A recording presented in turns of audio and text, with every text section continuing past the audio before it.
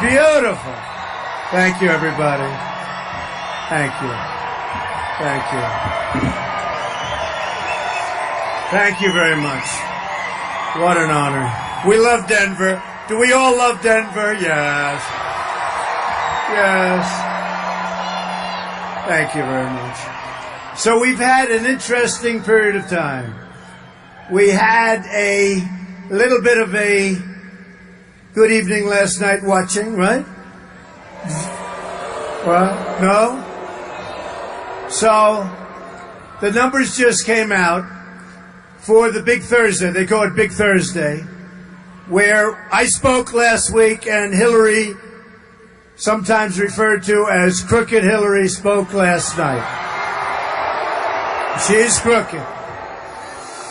And we had, I think it was 35 million, and they had less, like 33 or something.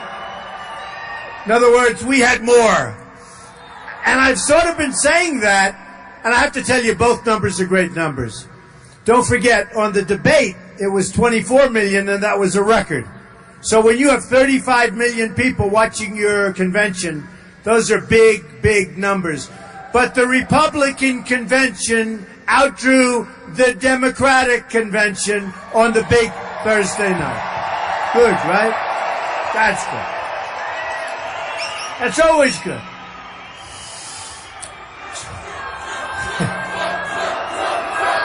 Always good. Okay.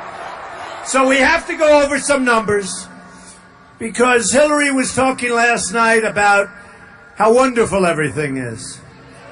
She didn't talk about all of the unbelievable long-term unemployment. She didn't talk about the fact that house ownership is the lowest it's been in 51 years.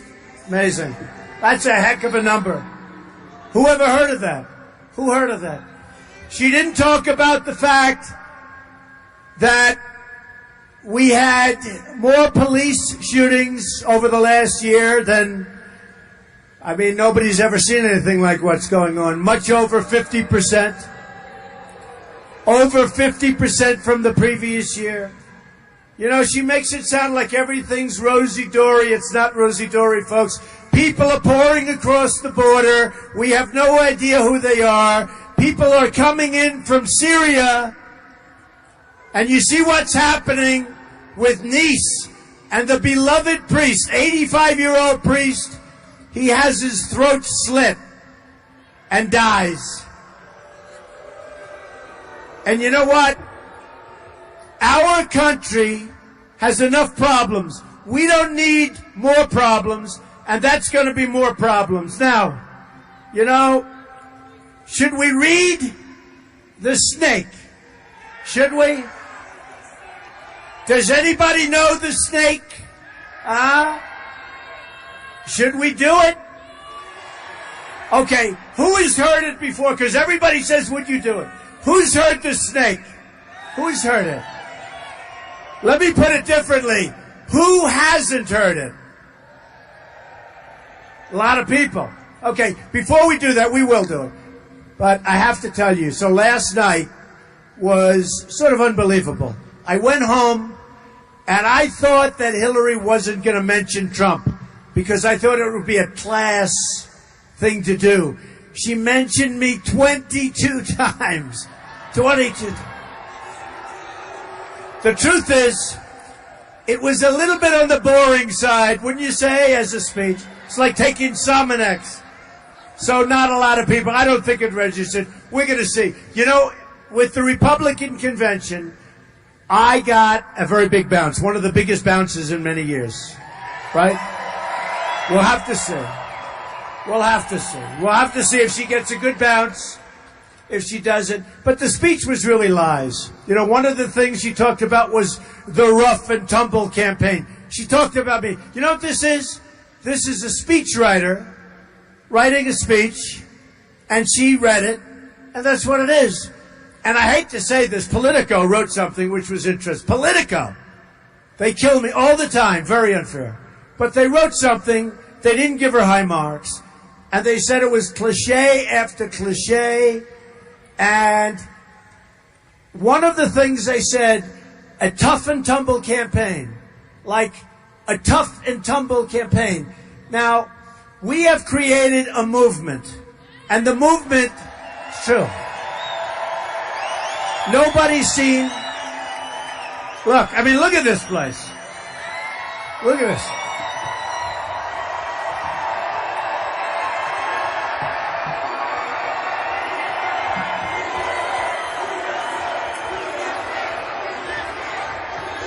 Nobody's seen anything like this. What is that behind me? That's pretty tough looking. That's pretty tough looking. But we've created a movement. And everybody said this is one of the great campaigns they've ever seen. I mean, look, you were the forgotten man and woman. I was a guy that never did this before. I've had great success. I've enjoyed my life. I have a wonderful family.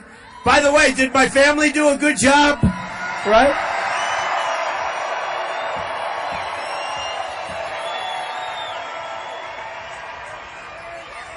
You know, they were talking about the star power. I saw the star power, big star power. We know about star power. They were talking about the star power that they had at the Democrat convention, right? It's actually, you know, it should be Democrat convention. Sounds better when you say Democratic, but we maybe shouldn't make it sound better, so we should call it the Democrat. But they were talking about the star power. Let me tell you, I think my kids have more star power. I really do. I think they do. Than anybody else. They had a general named John Allen, and I never met him, and he got up and he started talking about Trump. Never met him. And you know who he is? He's a failed general. He was the general fighting ISIS. I would say he hasn't done so well, right? Not so well. And they had other people. What difference does it make? But I will say this. Look, that was hit after hit after hit. Oh, and I said, you know, on one of them I said, I'm going to hit them back so hard. Right? I'm going to hit them back so hard. And I'll do it verbally. I'll do it on television. I'll do it on Twitter. Now we have between Facebook and Twitter and a couple of other 22 million people. Can you believe it? That's a force. That's a force. 22 million. And the last day, I think we picked up 100,000. So we have a force. But I said, we're going to hit them back so hard. And CNN put on, Trump is going to hit them. I mean, I'm going to hit him with this. With the lips. I'm going to hit him verbally. They put out a thing, Trump hitting. You never saw people. These people are so dishonest. They're so dishonest, but I'm going to hit him hard. So a friend of mine calls me up, and he's a governor. He's a great governor, highly respected.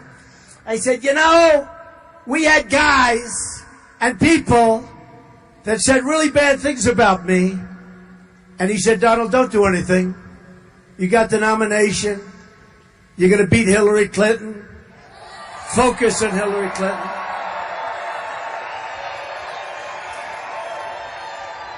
No, but I said, but you know, I really want to hit them.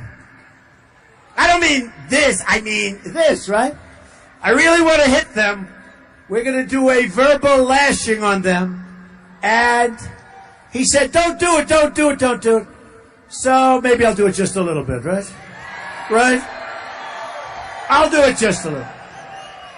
But we just left two other parts of Colorado, which is a great state. I'm here a lot anyway, even without this stuff. I have so many friends here. And we have to win this state on November 8th. We have to. We have to. And I'm going to be here a lot. In fact, I'm going to be here so much that you people are going to say, please, okay, we'll vote for you. Don't come back anymore. Right? We'll have some fun. But I enjoyed watching it last night. Somebody said, how was Hillary? How did she do? Average. I mean, not bad. Not bad, not good. A lot of shouting. He says she's stuck. Not the most exciting speech you've ever... He said not the most exciting... Whose speech was better, mine or hers? Well, they say that. But you know what they say about mine? The haters, the ones that don't want me to, do well. The haters, these people. See the dishonest people back there? The world's most dishonest. They are the world's most dishonest people. Look, show them the crowd over there, camera. Show them the crowd. Show them the crowd. Show them the crowd.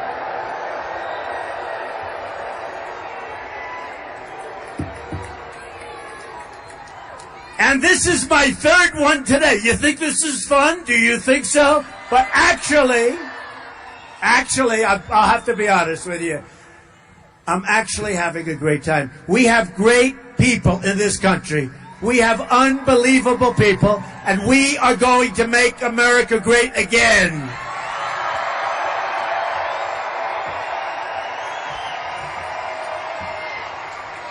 I got a kick last night.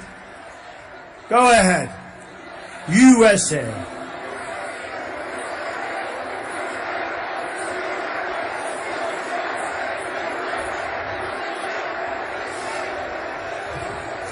Do you hear that sound? How it sounds like you're watching a big football game, right? Denver. Good team. Good defense. Good defense. And you know what? John Elway is a great guy. I played golf with him a long time ago. He's long. He's strong. He's a long hitter. But he's a good guy. He's done a great job. Great defense. I think you're going to do great, right? But my wife will always say, darling, did you have a big crowd tonight? And she said, because they never show the crowd, but boy, it sounds it. You can't imitate that noise with 100 people. Other people... Good.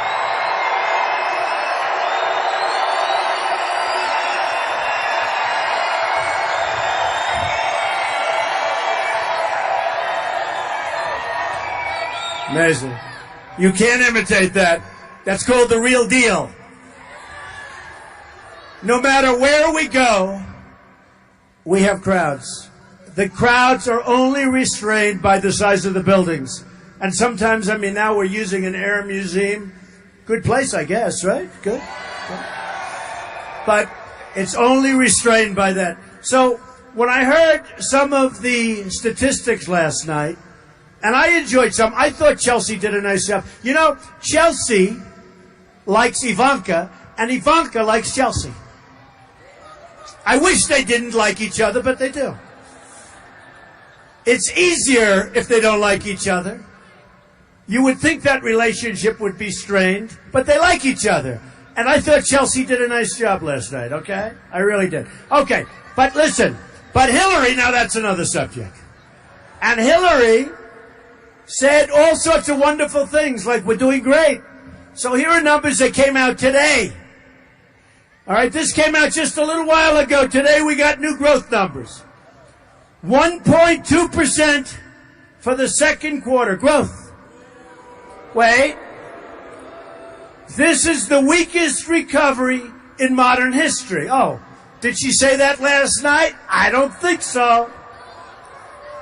Yesterday, I said this before, the rate of home ownership, people that own their homes, is the lowest level it's been in 51 years. Did Hillary say that last night? No, I don't think so.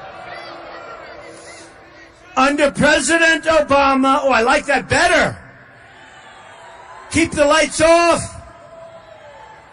It just went down 20 degrees. Wow. And the audience is even bigger now. I can see the audience. Oh, I like that.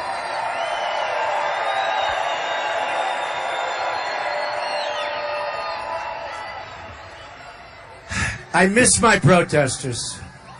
I miss my protesters. My protesters, they were really Bernie protesters. They were really Bernie protesters. Thank you. Oh, look at that. Look at that. It's the remnant of a Bernie protester. It's the final remnant. That's okay. So, did you see Bernie last night, how angry he was? I don't like to see that. It's bad for your health. He was so angry. They were talking about him, and he was scowling. And his wife put her hand on his shoulder, and he didn't move, and she took it off. Because she could see.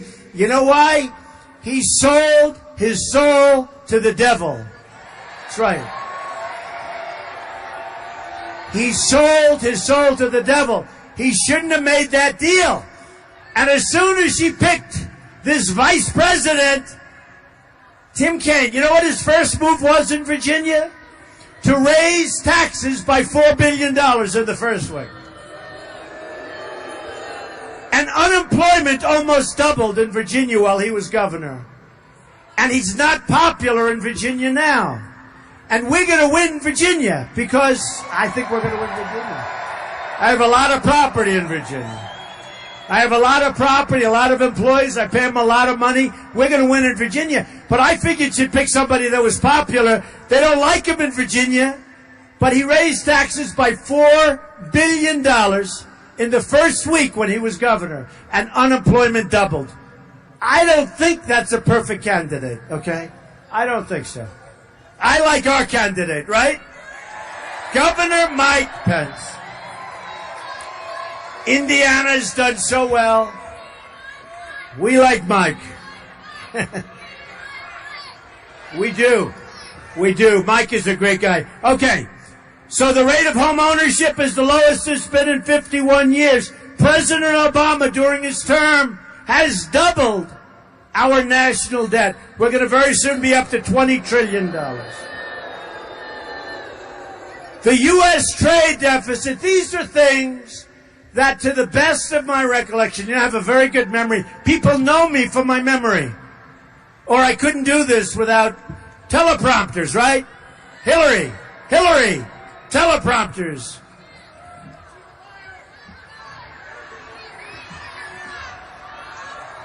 You know, she's got 10 people in the room. She's got a teleprompter. Oh, boy. So listen to this. Listen to this. The U.S. trade deficit in goods reached nearly $800 billion last year. $800 billion. We have a trade deficit of nearly $800 billion. I don't think so. Did Hillary mention that last night when she said how well? Did Hillary mention about all of the police, and we love our police and we love our law enforcement?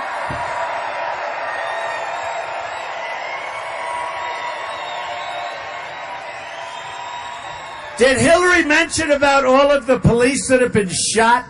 I don't think so. Did Hillary, did you see the first night there was no American flag, right? The second night there was no American flag. And then I sort of put out the word, there's no American flag. So they ran up with their flag. They ran up. They don't really want the flag, but they ran up. The next night they had a few flags. And then the final night, they overdid it. They had so many flags you couldn't walk on the stage. They overdid it. But that's like the police. They didn't mention the police. They mentioned everybody but the police. And then people started writing stories. They didn't mention the police, and they mentioned the final night. Okay. Long-term unemployment is the worst it's been since the 1940s. Did Hillary mention that last night? Unbelievable numbers. think of this one. Oh, wow. It's too depressing. Should I read it? Yeah, why not? 23.8 million Americans in their prime earning years are now out of the labor force. Not good. Another 14 million Americans left the labor force. Nearly 4 in 10 African American children are living in poverty, while 58%, think of this, 58% of African American youth are not employed. 58% Obama's done a great job, hasn't he?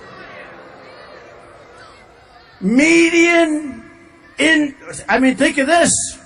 Median household income has fallen by more than $4,000. $4,000. We have people standing in this room who made more money in real wages 18 years ago than they're making today. They didn't work as hard. They were a hell of a lot younger. It should be the other way around. And we lost our jobs. We lost our companies. And we're not going to let it happen anymore. We're going to get our jobs back. We're going to bring our companies back. We're not going to let companies leave us anymore, not without repercussions.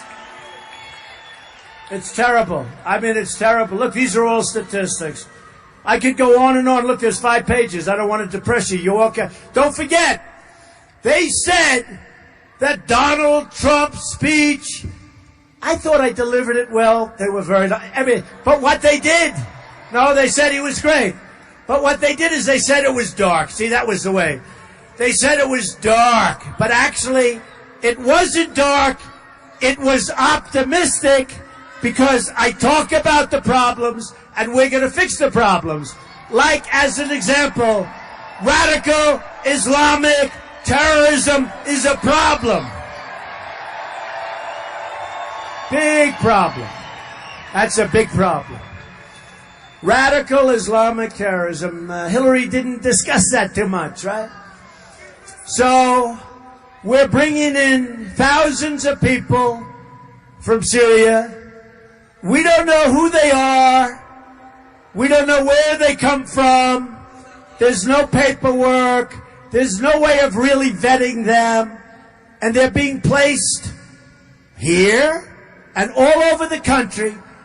And mostly the officials don't even know where they're placing them. Because it's supposed to be a big, beautiful secret. It's not a big, beautiful secret. And Hillary Clinton has stated very strongly, now she'll change, just like now she wants to try and renegotiate trade deals after she heard, I want to renegotiate our trade deals. Now all of a sudden, after 30 years, she wants to renegotiate trade deals, all right? Her husband signed NAFTA, the worst trade deal in the history of the world, not just this country.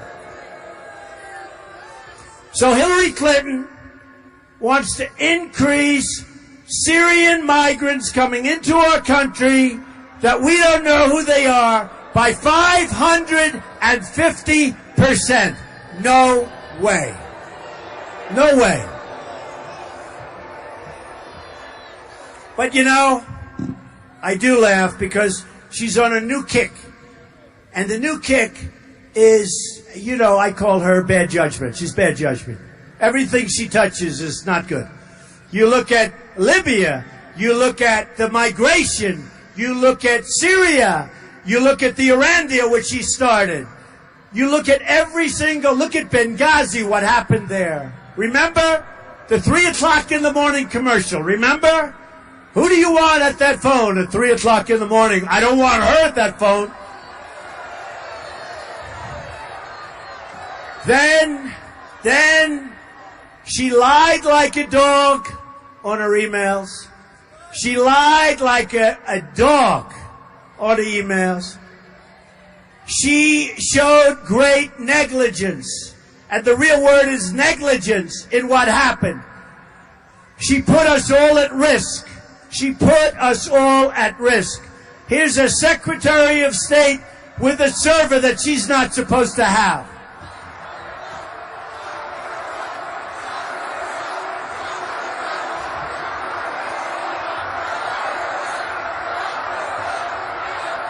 Tough. So, I'll tell you what I'd rather do, honestly. I'd rather just November 8th beat her at the polls. She's beat her at the polls. We gotta beat her. She would be a disaster. Remember this. Justices of the United States Supreme Court. Whoever the next president is, you're going to have at least 2 probably 3, could even be 4, and might be 5. It may be the all-time record in the history of the presidency, appointments to the United States Supreme Court. If she gets her appointments, we're going to be Venezuela. We're going to be Venezuela. So we can't do that. One thing I have to say. So I was telling you about Bernie Sanders. So we have the all-time story. They say that it's one of the great stories in the history of politics. What's happened? Because what's happened here is great. But the same thing is happening no matter where we go. It's we. I'm the messenger. No matter where. And you know, I'm the messenger of being smart, of common sense, of not being ripped off by every country in the world. We're the messenger. Of having strong borders.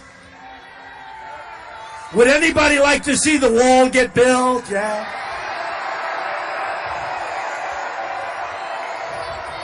100%. 100%. 100%. 100% it gets built.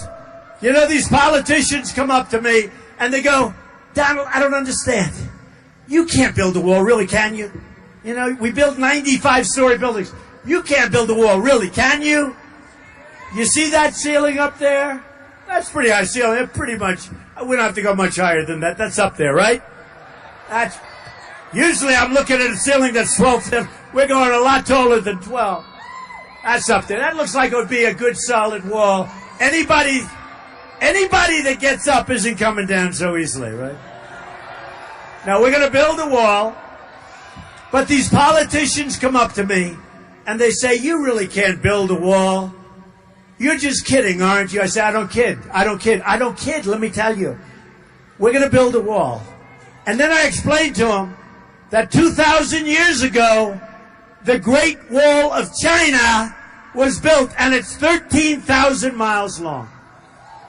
We need 1,000 miles, and we have Caterpillar tractors, right? How easy is this? We have a lot of natural borders. We have a lot of natural stuff. We're going to need about 1,000 miles. And let me tell you, that's going to go up so fast, your head will spin. Your head will spin. And, you know, I was endorsed by the Border Patrol agents. First time in the history, 16,500 Border Patrol agents. I was endorsed by the great Sheriff Joe Arpaio, the great guy. Nobody knows better than Sheriff Joe. Nobody knows better than Sheriff Joe, and he endorsed me. We have tremendous endorsements. But I'll tell you, look, I said to the top people when they called and they said, Mr. Trump, we're endorsing you. I said, that's good. How many people? 16,500.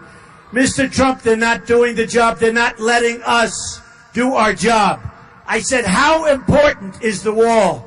They said, Mr. Trump, the wall is vital. It's a great tool. It'll end up being our best tool for protection. We have to stop the drugs from coming in. We have to stop illegals from pouring across our border. So, well, you know, let me tell you, one of the interesting things.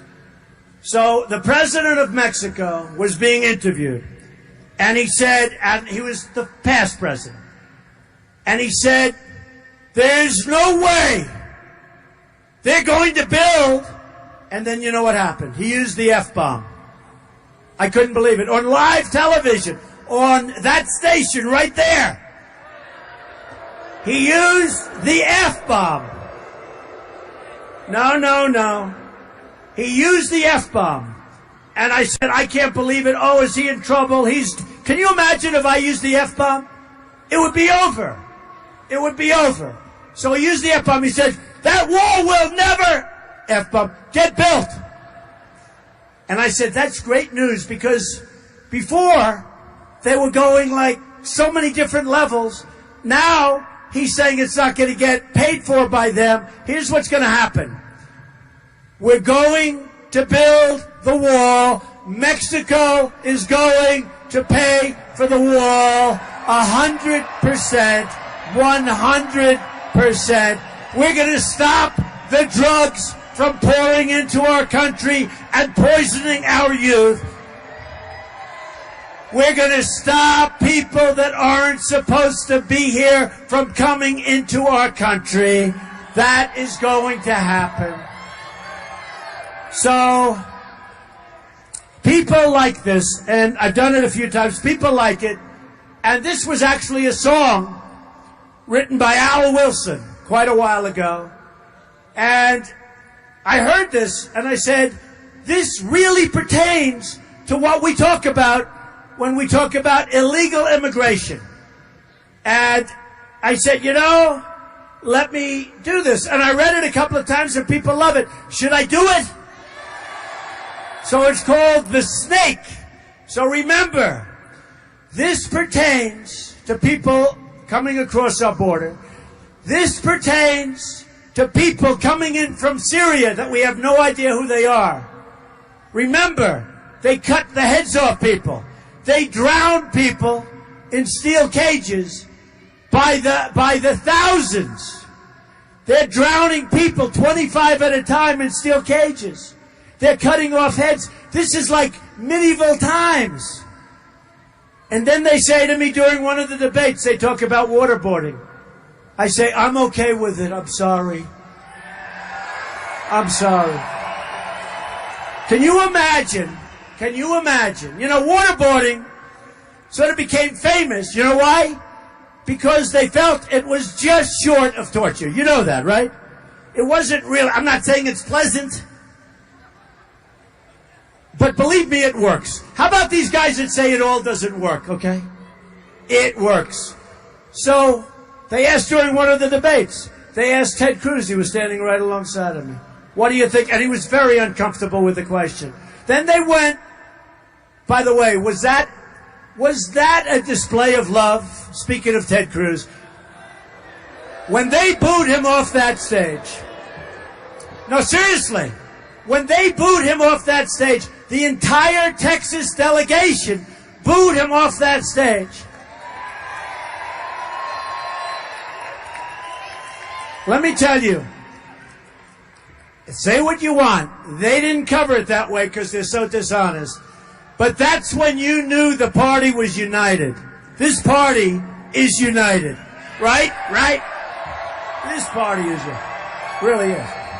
Other than a few guys who, let's face it, it was the toughest, they say, primary ever fought. Number one, we had 17 people. 17. And number two, we had Trump. And Trump, we have to win. We have to win. Remember when I came in and these pundits, one of them sitting back there now, these pundits said, he will never run. He will never run. Then I ran. He said, whoa. Then I said, but he will never do good and he's just doing it for fun. He's just having a good time. I mean, it's 120 degrees under those crazy lights. It's late. It's Friday. You know what time I get home tonight? 4 o'clock in the morning. It's fun. But it is fun. Because we're going to do something that has never really been done before in this country. When Bill O'Reilly, he's a smart guy, tough guy, and others say it was the single greatest political phenomena that he's witnessed in his lifetime, he's seen a lot. That's what's happened. That's what's happened.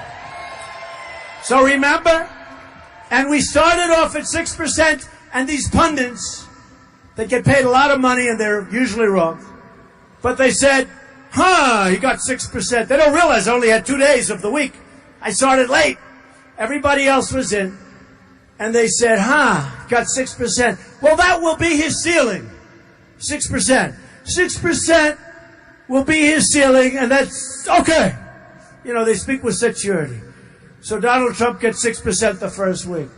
Next week, I get 12%. He got 12%, a little higher than I thought, but that will be his ceiling. He will not go higher than that. Next week, I get 18%. Then I get 22%. Then I get 25%, 27%, 30%, 32%, 36%. Then I get 38%.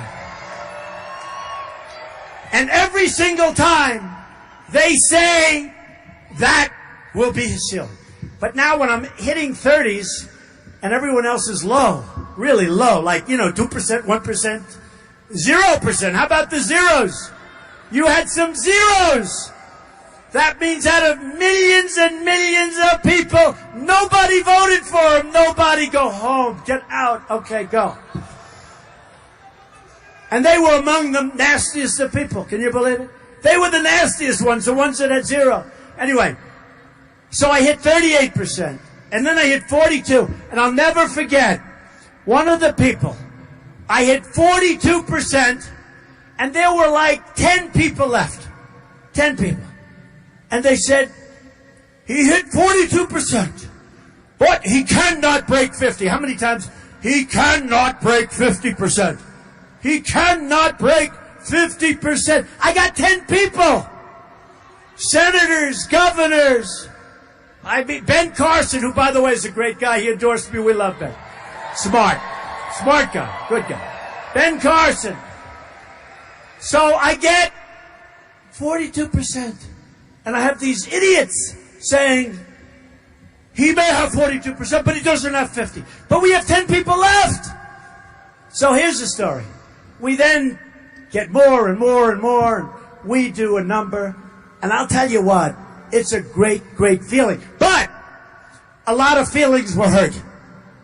Because people say it was the nastiest, the meanest, the hardest primary ever fought in the history of our country that they know of. I mean, might have been tougher before television, but how could it be? Because when you can say something on television, you reach everybody at one time. It's something awfully nice. You call somebody a certain name, and everybody hears it at one time. So look, so some of these people haven't recovered, but slowly but surely. Marco Rubio, he endorsed me last week. Strong endorsement. And he's a good guy. And he's running in Florida for the Senate. He's running, and he's going to win. And I'm going to win in Florida. But I got to win here. I got to win here. So now I start off here. I get here.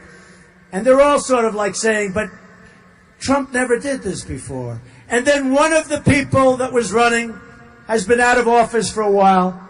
And they said, but he hasn't been in office for 8 years. And they don't say it about Trump. I've never been in office. So they gave him a pass. They don't give me a pass. But we end up getting this. Now we're down to the final stroke. So I get a call from a big reporter, very big, the biggest. Happens to be a slight liberal tint, but that's okay. And he said, how does it feel? Because what you've done, because we have crowds like this every night, 3 times a day, what you've done has never been done before. And I say, no, I disagree with that. I think unless I win. He says, no.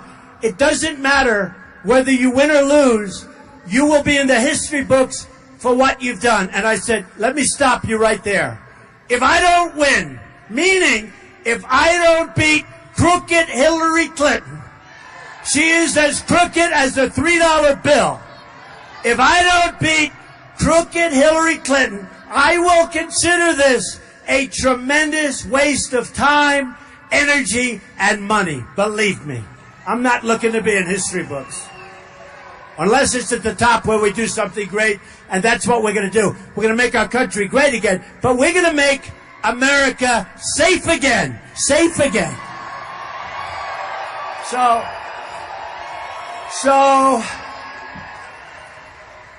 I found this, and it's not a lot of people know it, but I think it's terrific. And remember, this has to do really with Syrians coming across. And just so you understand, I have a big heart. I want to build safe zones in Syria for the Syrians. I want to get the Gulf states to pay for it because they're not doing anything right now. And without us, they wouldn't be there for 2 minutes. And they have nothing but money. Nothing but money. We owe $20 trillion. We don't need, I'll put my developer hat on. We're going to use other people's money, right? And we're going to build safe zones. And those safe zones are going to be funded by other countries nearby that have lots and lots of money and will supervise it. But think of this. So this is people coming in. We don't know who they are, but we do know there's going to be trouble. It's only a question of when. On her way to work one morning, down the path along the lake, a tender-hearted woman saw a half-frozen, really beautiful snake. "Oh, well," she cried, "I'll take you in, and I'll take care of you." Now, you have to understand, folks, this is a snake that's in bad shape. And you have this really nice woman. And she goes, a tender-hearted woman saw a half-frozen snake. His pretty colored skin had been all frosted with the dew. "Oh, well," she cried, "I'll take you in, and I'll take care of you." "Take me in, O tender woman, take me in for heaven's sake. Take me in, O tender woman," sighed the broken snake. She wrapped him up all cozy in a curvature of silk, then laid him by the fireside with some honey and some milk. Now she hurried home from work that night. As soon as she arrived, she found that pretty snake she'd taken in had been revived. "Take me in, O tender woman. Take me in for heaven's sake. Take me in, O tender woman," sighed the broken snake. Now she clutched him to her bosom. "You're so beautiful," she cried. "But if I hadn't brought you in by now, you certainly might have died." Now she stroked his pretty skin, and then she kissed and held him tight. But instead of saying thank you, that snake gave her a vicious bite. "Take me in, O tender woman. Take me in for heaven's sake. Take me in, O tender woman," sighed the vicious snake. "I saved you," cried that woman, "and you've bit me heavens why. You know your bite is poisonous, and now I'm going to die." "Oh, shut up, silly woman," said the reptile with a grin. "You knew damn well I was a snake before you took me in." That's where we are. That's where we are, right? That's where we are. You watch. You watch. So we don't want to be the stupid country anymore. We want to be the smart country. We're going to make great trade deals. I read the numbers with trade. $800 billion in trade deficits last year. With China alone, the greatest abuser of them all, and I don't hold it against China. China's great. I love China. I do business with China. I have the largest bank in the world as a tenant in one of my buildings in Manhattan. It's a Chinese bank. It's the biggest in the world. We sell condos. The Bank of America building in San Francisco is mine with a partner.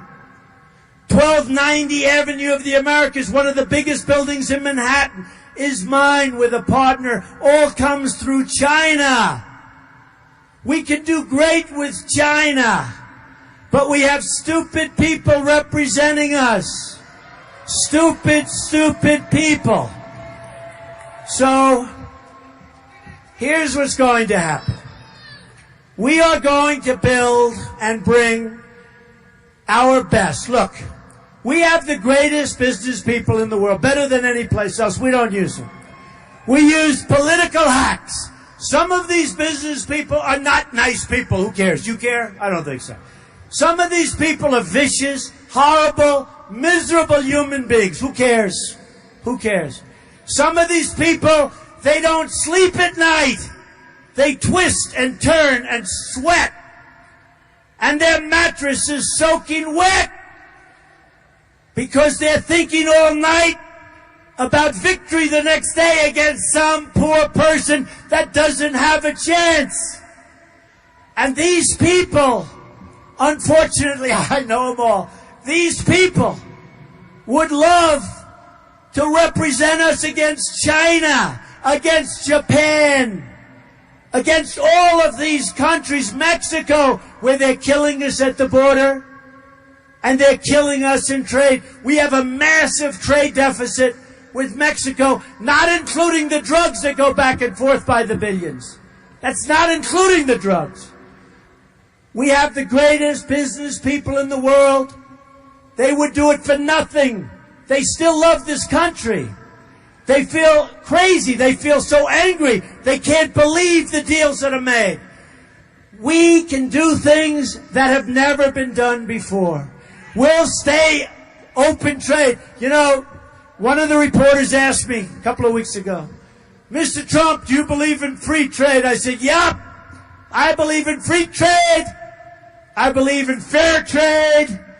I believe in 10 other forms of trade. But the bottom line, if you really know, my deal is that I just don't want labels. I want to make great deals with individual countries for our country so that we create jobs and we take in money. Basically, I want great deals. That's what I want. And that's what we'll have. So, free trade, interesting. Free trade is wonderful, but to have free trade, we need smart people on our side. We don't use our smart people. Or we use people that are totally controlled by lobbyists and special interests, like Hillary Clinton. Hillary Clinton is bought and paid for by Wall Street. Now, I put up almost $60 million for the primaries, which sounds like a lot of money, but believe me, others spent $200 million and they lost. What would you rather do? Would you rather be on the side of the person who spent the least money and won, or the most money and lost? Who do you want as your president, okay? I mean, we had people that spent much more money than me, and they came in 7th place. I spent relatively little money. I put it up myself and came in 1st place. But not only 1st place, 14 million people is the highest vote total in the history of the Republican Party, right? It's you. And I won massive amounts of states, so we ran the table, it was a beautiful thing. But look, we want to have free trade. And our companies want a deal. But you know that China sends all their stuff in. We can't send our stuff to China. We can't free trade. And the currency manipulation is unacceptable. And then on top of everything else, in the South China Sea, they're building a massive military fortress that they're not supposed to be building because they have absolutely no respect for us. So all of that's going to change. So here's the story. You ready? We don't win anymore as a country.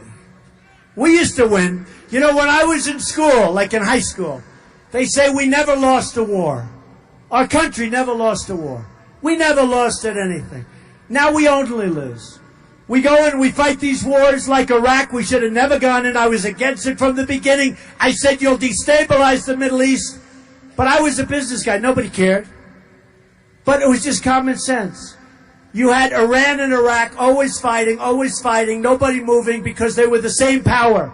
Then we decimated one power. Now Iran will take over Iraq. They've already essentially taken over Iraq. And we made it possible for them. They walk in. Okay, so here's the story. We don't win anymore. But we're going to start winning again.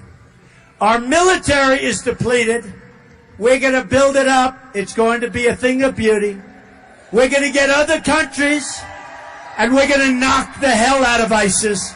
Believe me, we have no choice.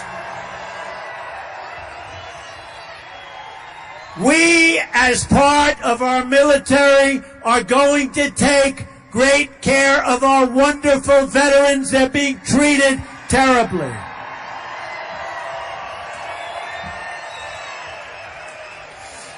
We're going to start winning with trade. We're going to make great trade deals. We're not going to let Carrier Air Conditioner and Ford and all of these other companies, we're not going to let them go to Mexico and other countries, fire all their people, make their product, then send it back into our country and sell it to us. We get unemployment and no taxes. No. When they make their product and they want to leave and they want to fire our great people, they can go, and I'll wish them luck, but when they send their product back into our country, they're going to pay a tax on that product, and a substantial tax, and they'll never ever leave in the first place. They're never going to leave in the first place. Okay? They're never going to leave in the first place. All right. So, we're going to make great trade deals. We're going to save our Second Amendment, which is totally under siege. Okay? Totally under siege. We're going to repeal and replace Obamacare. So much less expensive. So much better. We are going to terminate the horrible Common Core, and you're going to educate your children locally.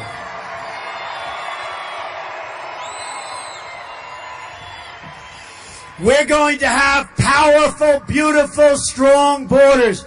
And people are going to come into our country. But they're going to come into our country legally, legally, legally.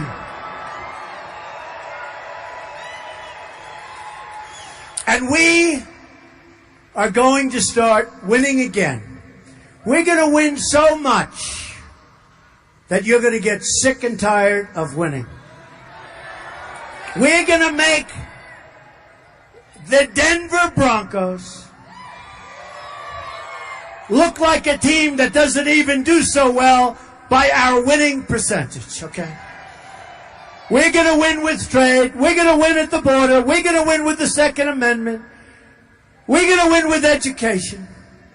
We're going to win with our military. We're going to win for our vets. We're going to win for our vets.